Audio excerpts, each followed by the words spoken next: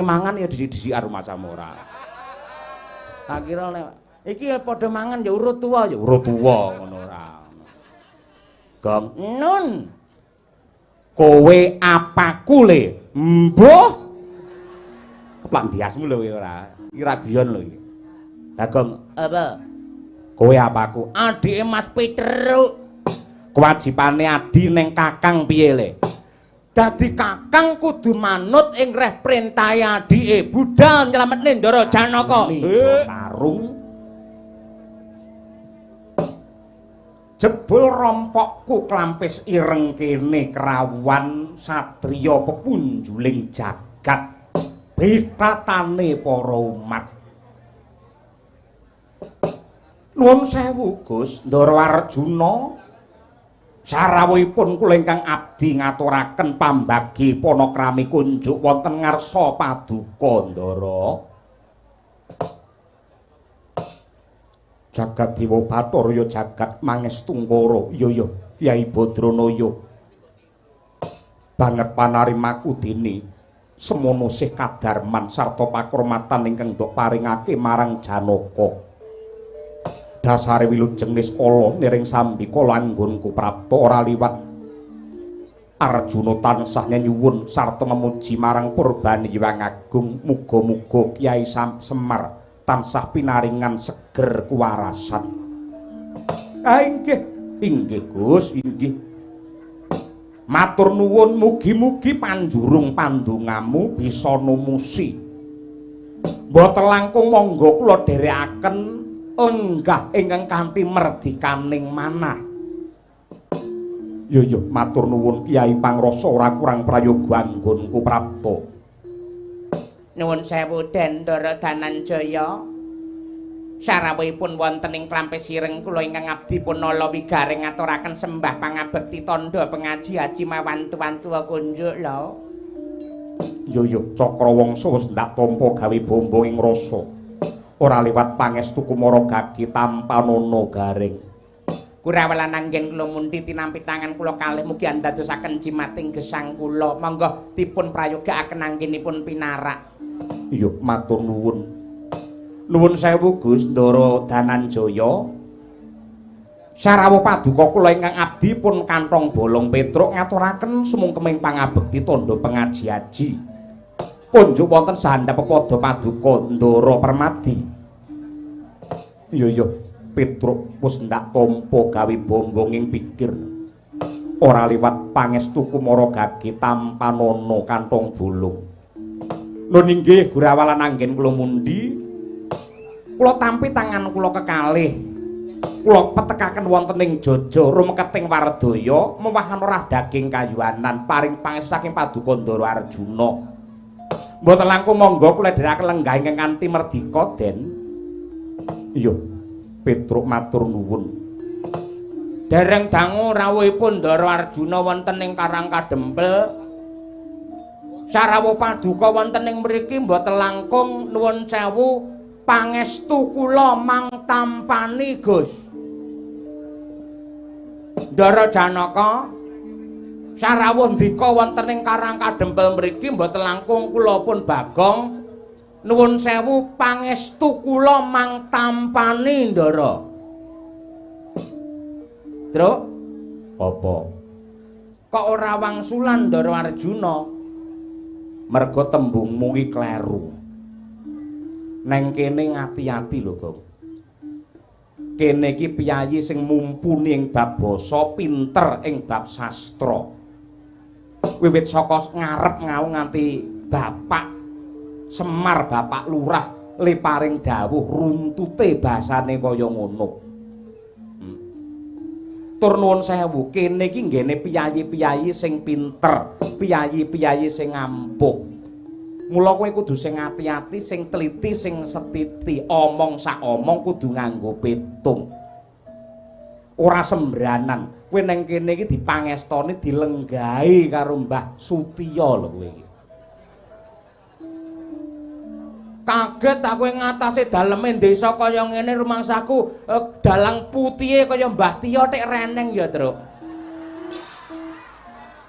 Lah kepro ndiasmu ora. Sing putih iki penggalihe awake dhewe iki sih enom parandene panjenengan le mangestoni nganti kaya ngono le ngrengkuh le ndongakne nganti kaya ngono kuwi. Dadi nuwun sewu ya. Nuwun sewu ambak panjenengan iki nuwun sewu wis sepuh. Ya. Lek jarene MC-ne mau yen jejer karo aku jare kaya jambe sinigar. Heeh. Ning nyatane sing baku penggali iki resik atine iki apik. Wong jaman saiki yen pengen kajen keringan, pengen dihormati, aja nonton blegere. Iki kulite ireng, iki wonge tuwa, wonge sing ora mesra. Ning sing diajeni iki mergo tumindake sing apik, pakartine sing becik, ngono kuwi.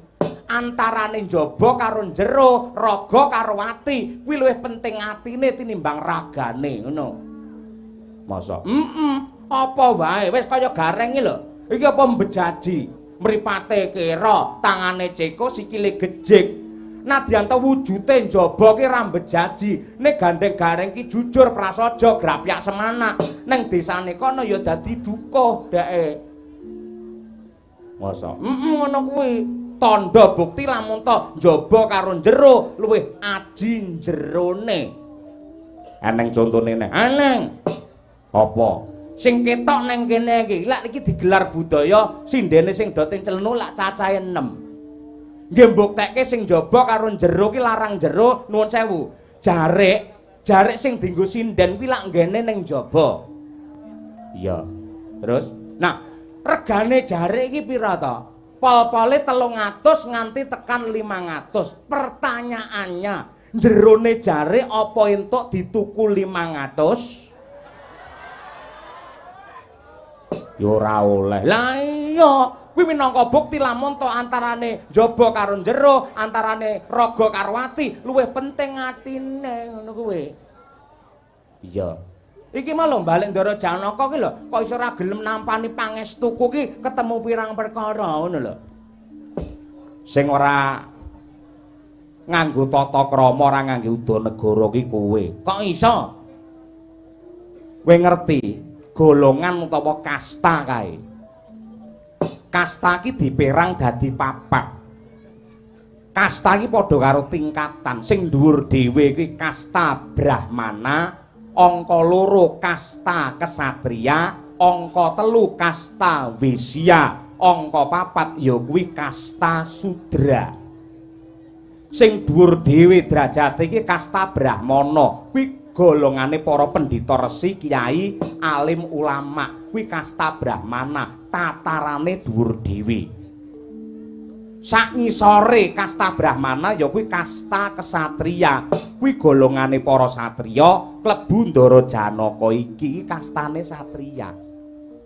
Angka 3 kuwi kasta Wisya, kuwi golongane sodagar, para sugih-sugih kae. Sing ngisor dhewe angka 4 ya kuwi kasta Sudra. Yen nganggo paugeran, ngangge pakem, nganggo aturan kasta iki, kowe iki manggonmu neng ngendi kok mangestoni karo Ndara Janaka? Mongko wong semene iki nekseni kok.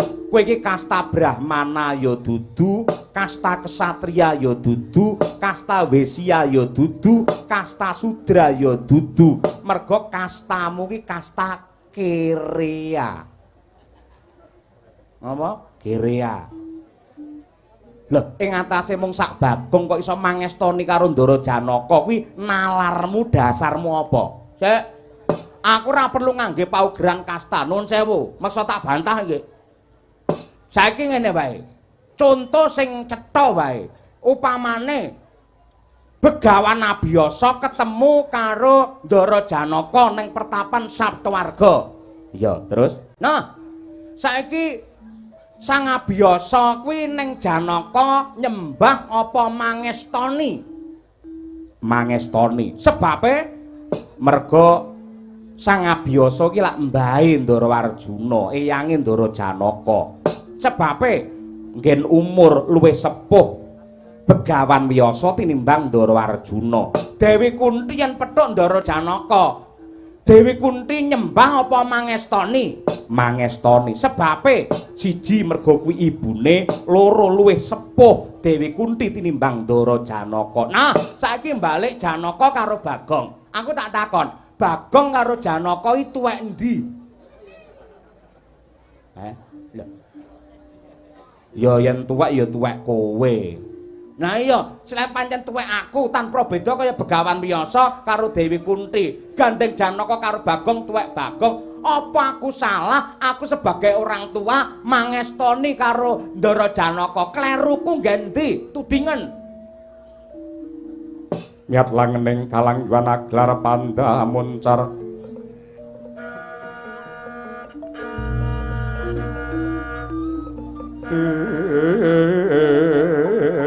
Non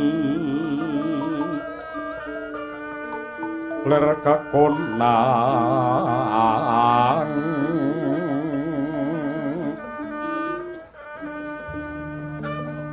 suram soroti tanpa dang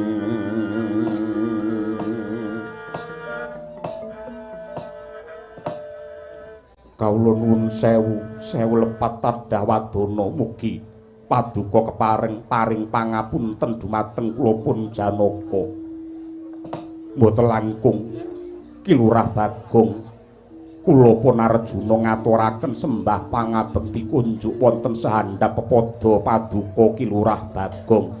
Ya tak tampa kula ora liwat pangestuku maragake tampanana Arjuna.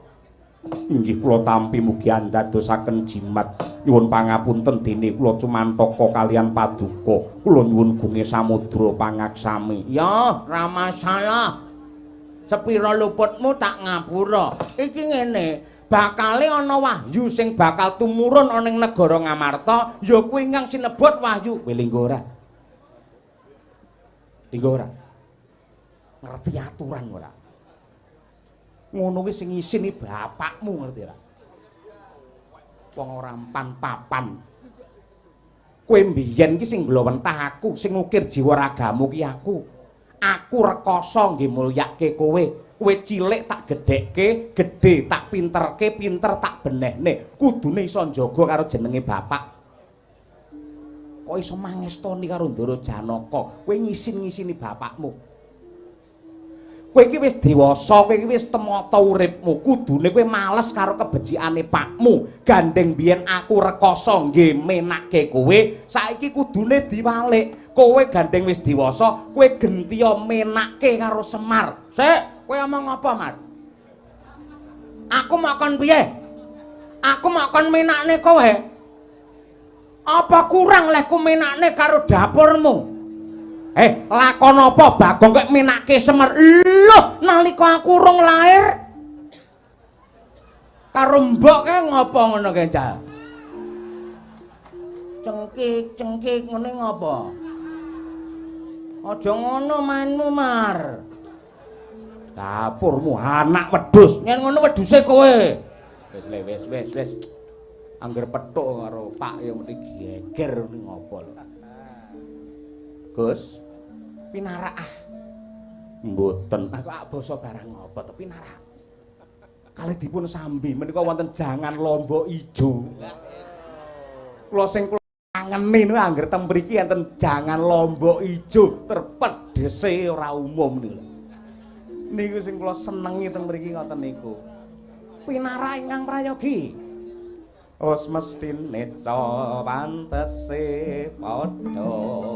Ning kok ripalungguhan samangke janur gunung ndika kepareng nyarirani pribadi rawuh wonten Karang Kadempel. Mokal menawi mboten wonten wigati ingkang badhe kababar Den. Yai Badranaya. Anggonku prapta ning klampis ireng sepisan tilik tata titi tentrem ingkang kagelar ana ing desamu. Arjuna percaya saka wegik wasis lan kepinteran Ki Badranaya satemah kabeh ucapmu bisa digugu kelawan para kawula ingkang mahanani para kawula tentrem mulya kang dadi rasane. Angka loro mung bakal nggambuhake tembung alam oneng. Alam kuwi tegese tembung lawas oneng maknane kangen. Ya merga sawetara suwe ora pinanggih mula ripalungguhan iki aku prapta Kakang. Ewadene triwigatining perlu. Nuwun sewu Kakang Badranaya. Nadyanto warga ing Ngamarta. Suwene meh 3 taun ketaman pagebluk lelara. Ora mung babondo nanging nyawa. Lelara ing jalar tumular nglandang nyawane wong akeh. Nadyanto pagebluk kuwi mawis wiwit sirep lan suda nanging Ngamarta kahanane isih sarwa prihatin. Mongko wis kondang kaloka lamun to Ngamarta ki bumine subur banyune mancur. Apa wae ingkang tinandur mesti dadi mongko saperangan gedhe para kawula ki padha olah tetanen. Nanging yogine nganti ripalungguhan iki akeh para among tani yang padha nangis. Para kawula ingkang nandhang prihatin merga gagar wigar anggene ngolah bumi sarta anenandur wulu wetu. Bab iki ngandadekake bingung bilunglungan sajroning rasaku. Mongko Janaka kadhapuk dadi sentana praja ing kewajibane rumeksa marang kamulyaning para kawula. Yen para kawula nandhang rekasa ingkang kaya mengkene, tegese bakal Arjuna sing bakal nampa pidana bebendu saka Hyang Agung merga aku ora pinter ngayomi marang sagung para kawula dasih. Mula kang mangkono anggonku sowan ning klampis ireng mung bakal nyuwun sesuluh pepadang ular-ular wejangan saka panjenenganmu Kyai Badranaya supaya Ngamarta bisa mulya adil kerta raharja, bumine bali bisa subur, tandurane bisa tumangkar. Cara apa sing kudu ndak tindakake maragage paringa dawuh. Nuwun sewu nggih Den, Ndara Arjuna. Sedaya ingkang mangdhawaken menika lak lelampahan utawi lakon. Sing jenenge lakon niku adile mung disandang. Lan dika sampun ngantos ngresah sarta ngresula. Yen sampeyan ngresula niku padha karo maido, mongko tekliwering kahanan mobah musik ing swasana niku mboten uwal saking keparenge Hyang Agung. Yen sampeyan maido karo lakon niku padha karo sampeyan maido karo sing gawe urip. Sedaya perkara menika mangtampi kanthi rasa ikhlas lan panarima. Nuwun sewu. Carane pangeran tresnani dumateng titahipun menika mboten kok malah menungsa do diuja apa kang dadi kekarepane, apa kang dadi panjaluke mesti dituruti niku mboten. Ning carane pangeran tresna kalian menungsa mesti tansah dianakake ujian. Tur carane pangeran nguji kalih menungsa niku wis diukur kekuatane sing dicoba. Padha karo bocah sekolah nika.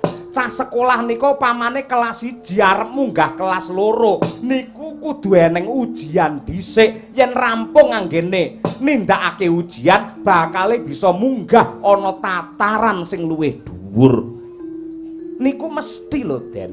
Merga sing jenenge pendadaran sarta ujian pacoban niku kangge pangrabuing iman sarta kangge panggemblenging jiwa, pamecuting kapribaden supaya menungsa aja nganti ngedha kelawan keparenge Hyang Agung. Lah niku mboten kok umuk, mboten kok kula ngungalke dada, tembunge mentereng mboten kok semar sombong. Nadyan akeh laladan Ngamarta sing ripalungguhan samangke paceklik.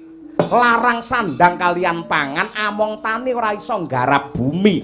Ning menawi wonten mriki, wonten Karang Kadempel, niku tandurane tetep ijo royo-royo, bumine tetep subur, banyune tetep mancur. Nadyan sing ditandurne mung nun sewu, pari kalih jagung. Ning nyatanipun merga wong kene iki tuwajo anggene manembah kalawan Hyang Maha Agung. Mboten aneh mboten mokal, tiyang klampis ireng mriki anane mung tentrem marem, merga wong mriki pinter nyukuri kanikmatane pangeran. Niku Carane nyukuri kanikmataning pangeran pripun? Siji ya kuwi nindakake pangibadah jumbuh karo agama kang rinasuk, ngedoi wewalere pangeran, angka loro tetep nguri-uri, ngurip-urip adat lan budaya tinggalane para leluhur. Dados klampis ireng niki anggere para among tani kawula dobar panen niku nganakake sedekah bumi, nganakake bersih desa. Tur mesti nggelar tontonan sing ditonton karo kabeh para warga ing klampis ireng mriki, ora awal ora grundel, saben wong niku do iuran 120 kabeh. Sok-sok sing do uripe seret-seret niku yen kon urunan kon iuran mesti do pelit-pelit niku lho. Yen pelit karo kahanan, tanurunga pangeran ya ora bakal murah karo menungsane ngoten lho. Nggih napa mboten, Bu? Anggriptara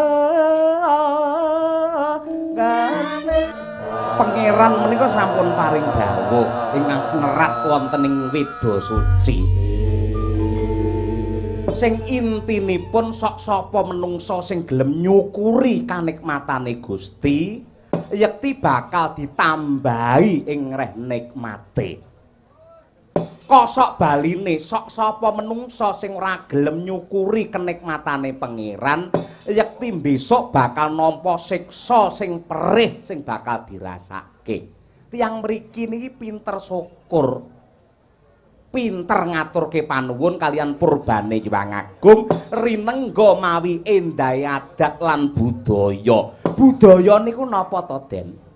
Budaya niku angen-angen ingkang ambabar marang kaendahan lan katentreman. Niki tilarane para sepuh rumiyin sing wajib diuri-uri. Watone wong klampis ireng mriki nyidak bumi klampis ireng, ngombe banyu klampis ireng, mangan tandurane wong klampis ireng, ya kudu manut aturane wong klampis ireng. Yen ora manut kula ken lunga saking mriki. Ngoten niku. Iya, Kyai. Niku. Wonten malih menawi dipun gandhengaken kalian sabdane utusaning Gusti ingkang pungkasan. Sok sapa menungso sing gelem nyambung kekadangan, nyambung paseduluran, cara tembunge agama nyambung silaturahim. Silah niku nyambung, rahim iki tegese paseduluran utawa tunggal kandungan. Waton menungso gelem nyambung anggene memitran kanthi cara nganakake bersih desa, wong sak desa padha silaturahim kumpul teng lapangan mriki. Yektine bakale diparingi dawa umure, diparingi jembar rezekine niku. Ning nggih niku taun ngarep aja nganti dipotong 50% lho. Engko semelang kuwi lek dipotong 50% rezekine wong kene taun ngarep ya mung separo ngono lho. Iya kuwi mungkin arya gegojekan bae Kakang Semar. Nggih mila saking menika. Mboten kok kula njur pamer kalih desa kula mboten. Ning sakluguripun kados mekaten. Klampis ireng niku dados nuwun sewu 8 dusun utawi 8 dukuh. Ning ingkang gangsal menika nyawiji bebarengan anggenipun kepengin nyukuri nikmate pangeran. Nuwun sewu nggih kula tak matur. Apa to sebabe sak njabane klampis ireng mliginipun ing wewengkon Ngamarta kok do larang sandang pangan? Merga sampeyan kabeh ripalungguhan iki do ninggalke adat, ninggalke budaya, ora nate ngaturke panuwun marang Gusti lantaran nikmate bumi. Mboten nate sampeyan niku ngormati sing jaga tanduran sarta bumi sing subure kaya ngeten iki. Sing cetha kemawon Mbok Sri sakniki pun minggat saking mriki. Kagyatri sang kapirangu rinangkul kinempet-kempet dosang reknaning bawana ing ya si tukang malang ati ya si tukang ngenasing tias ya si tukang ngenasing tias ya situkang kudu garing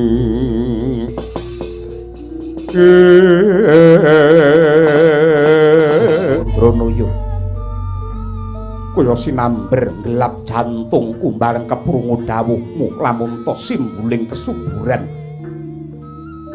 simbuling pangan ya kuwi sang Bathari Sri Ripalungguhan iki linggar saka negara Ngamarta ning sampeyan ampun ngluputke Dewi Sri lho merga pancen wong mriki sampun boten gelem ngajeni Mbok Sri wong Ngamarta wis ora gelem ngurmati karo Mbok Sri mongko Mbok Sri niku Dewi Sri niku anggere kok kelaran atine ketaton batine Sri niku gampang ming lho niku yen sampeyan ra gelem bali ning jati diri wong Ngamarta ra bali marang budayane nun sewu nganti kapan wae negara sampeyan tetep bakal prihatin niku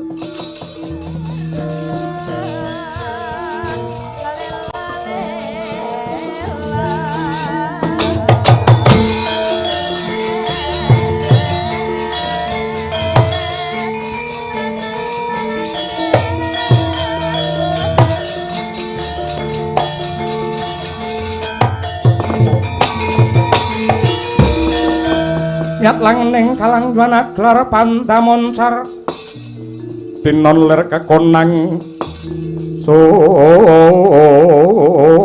sorotetan padang kasor lan padanging purnameng gakono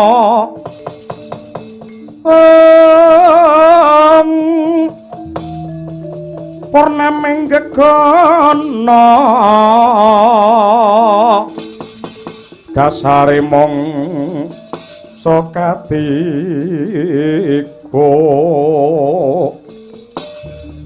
himohanaweng ring ujung ancala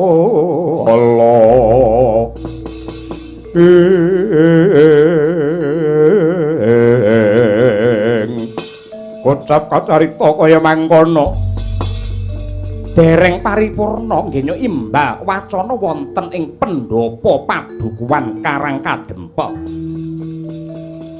kedadak ana wewujudan ingkang gegirisi sardula ingkang gedhene sak jaran teji regunuk duwis caket kaliyan padukuhan amplumpat manjing wonten ing pasamuan Angglandang den Gondol Ndara Janaka geger Panakawan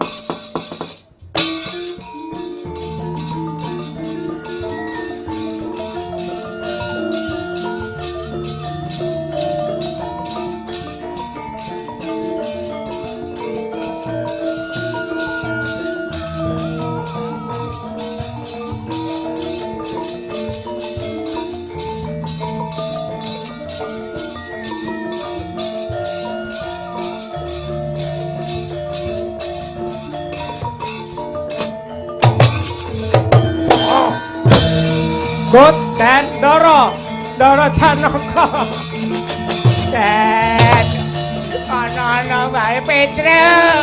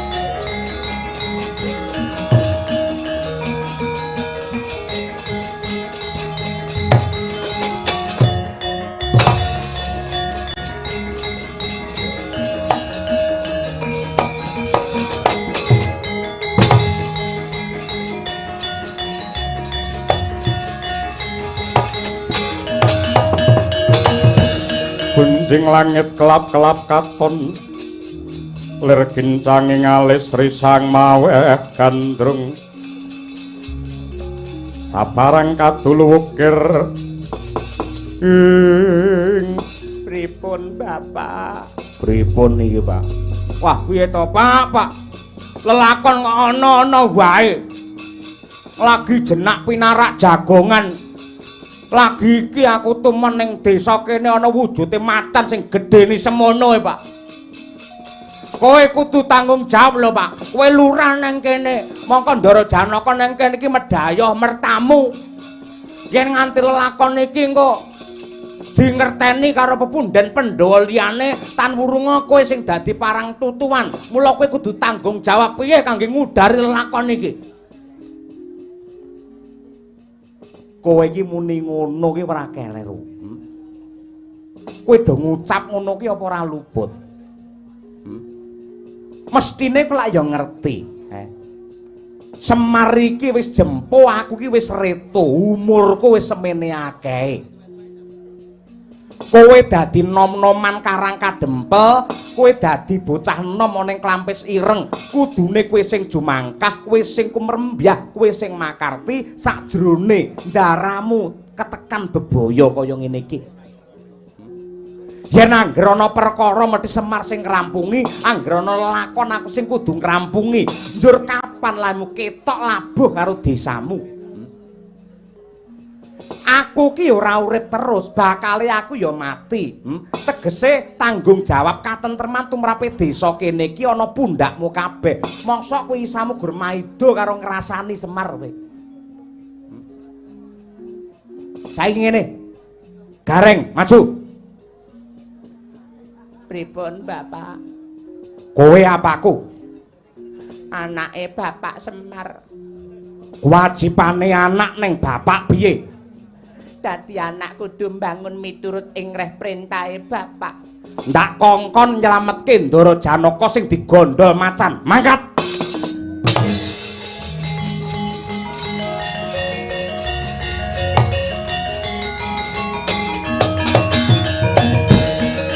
Petruk, Dalem, Mas. kowe apaku? Dalem. Kowe apaku? Genah adik sampeyan no. Adine Gareng. Nggih. Kewajibane adi ning Kakang piye, Le? Dadi adi kudu mbangun miturut ing reh perintahe kakange. Nadalah, tak kongkon nyelametke Ndara Janaka sing digondol macan. Udah.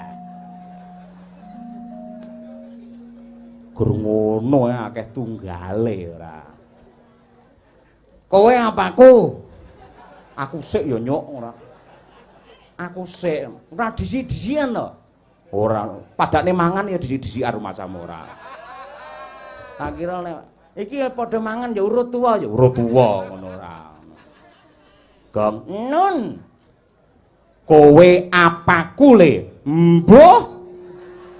Keplak ndiasmu lho kowe ora. Kira biyon lho iki. Dagong Apa? kowe apaku? Adike Mas Petruk. Kewajibane adi ning kakang piye le? Dadi Kakang kudu manut ing reh perintahe adike budal nyelametne Ndara Janaka. Sik. Tek ganteng men kowe. Kan mbiyen. Mangsamu ora. BA ba. BIP dibaca Bayu. Waduh men ora. Kerjasama.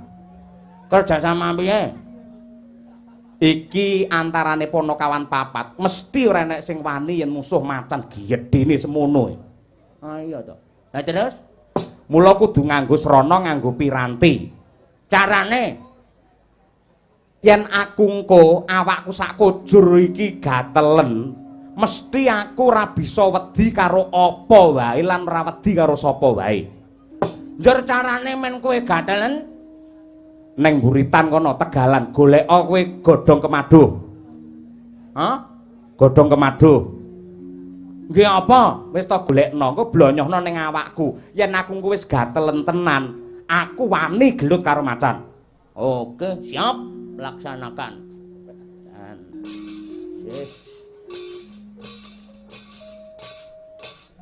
Mas Apa? maaf yen kemaduh reneng. Aku merintah kowe golek godhong kemaduh utawa kemaduh. Kok golek rawe? Eneke mbang rawe dados. Ora tembang ngawur ora. Eneke mbang rawe, maduh renek lengko saiki. Ki lho rawe. Rawe ra gatel. Sing ngomong sapa? Dicoba dhisik.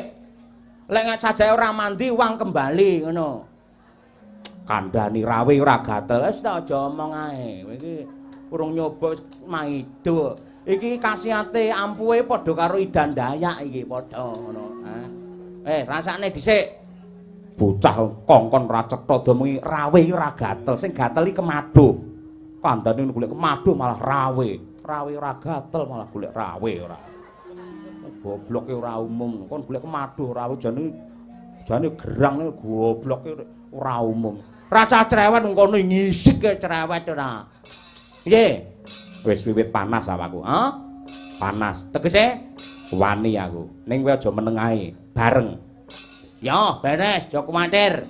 Ning upamane nuwun sewu, enek cilik aku lara gedhe, aku mati. Kowe aja nganti kowe meneng wae. Aja kuwatir, aku mesti tanggung jawab. Aja kuwatir. Lek nganti kowe cilik lara gedhe kok nganti kowe mati dipangan macan. Wis to, Mbak Yu tak rabine, ra masalah. Layak kowe ndolani omahku terus ora. Layak kowe bendina angger lunga titip pit nang nggenku ora. Dapurmu kualik kowe ora. Wis seneng karo mbakmu. Ora, mesakne ukuran mesakne. Dapurmu ora. Tak oyake Ndara Janaka. Anggenmu makarti jumangkah toh Jiwaraga nglabuhi karo bebener ngayomi karo ndaramu. Kowe upamane mati, matimu mati syahid mergo mbelani karo kautaman. Ya njaluk pandungamu. Oke.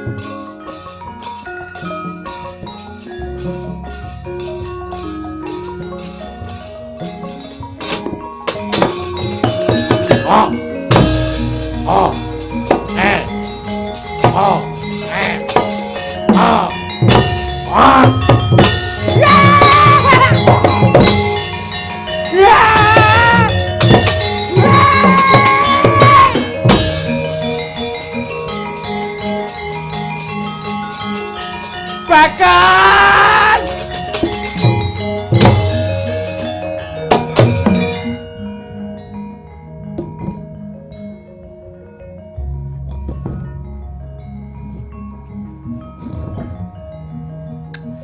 Melak.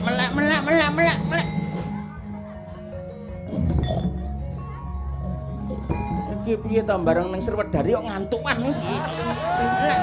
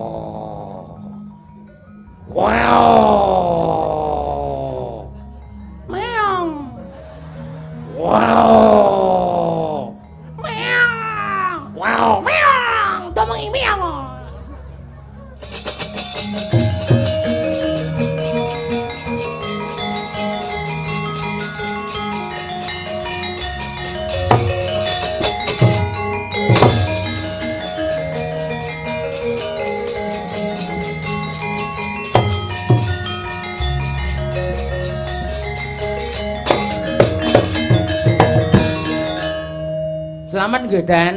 Yo, Mboten bucik kulitipun. ora.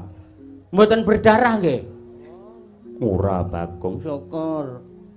Sing nulungi aku mau kowe apa Petruk? Kula Lah Petruk karo Gareng tilem kalih madang niku to malah. kowe sing labuh karo aku. Nggih. Estu niku.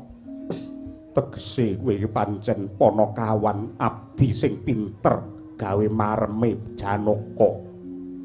Niku dadi kewajiban kula pancen rumeksa dumateng panjenengan ngabdi ana apa jiwa raga kula aturaken jenengan supados jenengan wilujeng niskala ngono.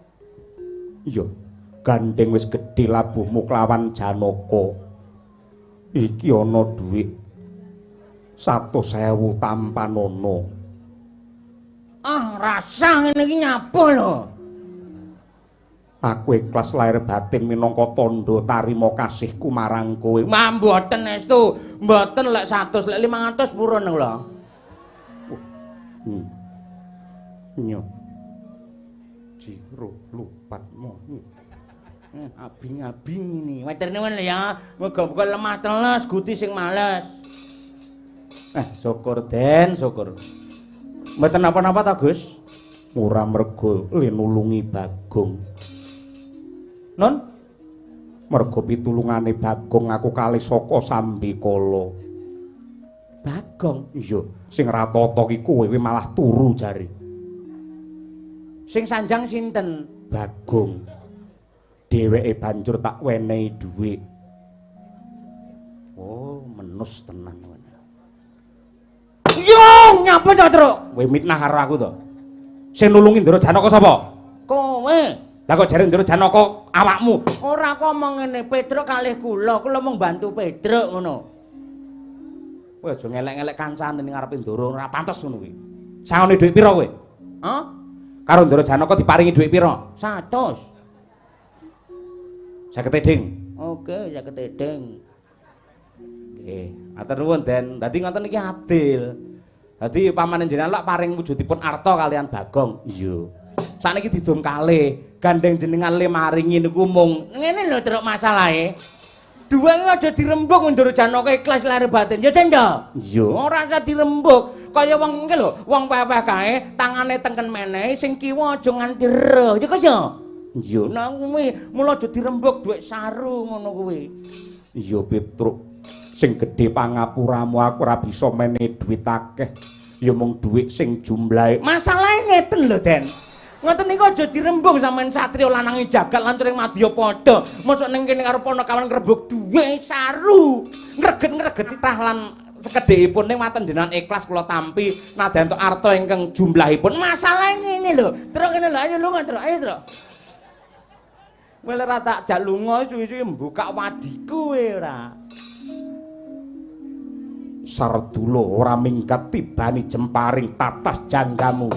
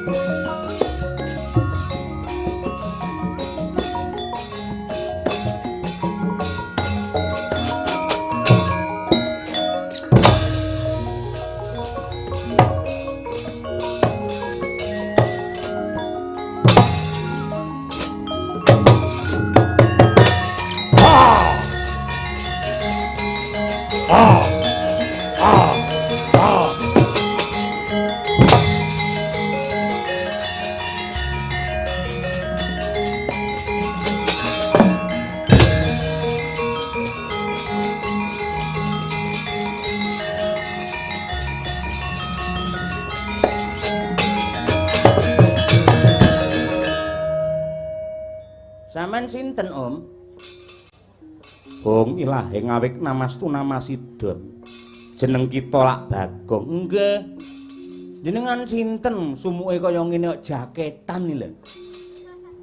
Urhanana Bagong.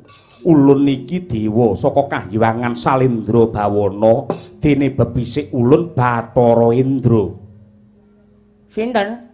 Bebisik ulun Bathara Indra. Lek Indra Ladana Kasina teng pundi? Bagong, ulun ki dewa.